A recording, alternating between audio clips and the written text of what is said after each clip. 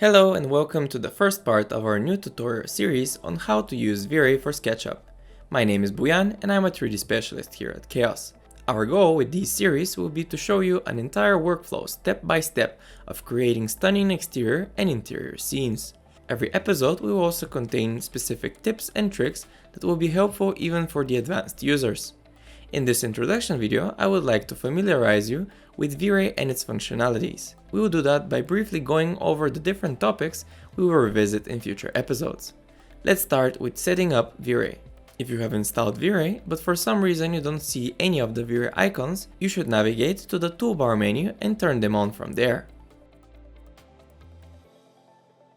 The toolbars can be docked and undocked just like the SketchUp toolbars. I would like to start by showing you the scenes. I have set different cameras around the scene to give you an overview of the project. Our first priority will be to fill up the exterior and interior space with assets. Thanks to the Chaos Cosmos browser, we can do so with just a few clicks. Our library has a vast number of diverse models, things like furniture, accessories, and vegetation. This camera will be for our exterior shot. In future episodes, we will create a day and night scenario. We will go over different sun and sky parameters as well as different types of artificial lights. To create an interesting shot, we need to know how to operate a camera. There will be a dedicated episode in which we will go through different camera settings and how they can help us achieve our artistic vision. Then we will focus on materials.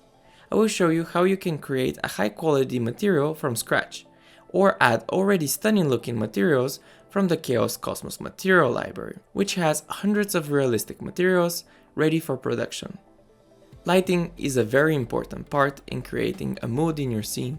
That's why we will do a step-by-step episode in which I will show you some composition rules for lighting your interior scene. We will also go through the powerful capabilities of the VFB.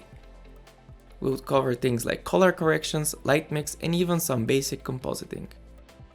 During the duration of the series, we will also get familiar with V-Ray Vision, which will allow us to step into our newly created environment and explore it in real time, giving us great flexibility in changing the materials or lighting. These are just a few of the topics we're going to cover during this series.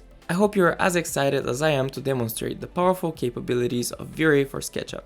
Join me in the next episode, in which I will demonstrate how you can fill up an entire scene using only the Chaos Cosmos browser. Thank you for being part of the V-Ray experience.